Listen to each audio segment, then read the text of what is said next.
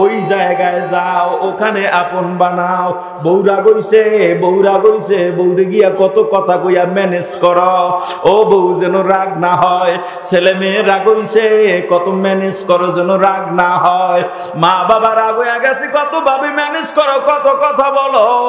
বন্ধু রাগ হইয়া গেছে, কত ম্যানেজ করো, কিভাবে ম্যানেজ করতে হয় তাও জানো। কিন্তু আমার আল্লাহ যে রাগ হইয়া রইছে আমার ভাই,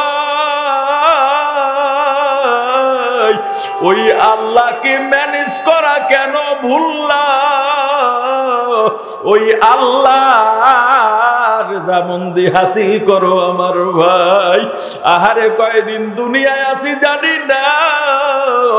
এই মঞ্চে বসে ওই রশিদ মাওলানা বারবার বলতেন কয়দিন আছি জানি না, বলে যায় আজকে দুনিয়ায় না। ওই যে কবরের মধ্যে শুয়া শুয়া তোমাদের অবস্থা দেখেন আর নিজের। আমরা তো চাই, আমরা আশা করি আল্লাহ জান্নাতের উঁচু মাকাম দান করেন, বলেন আমিন।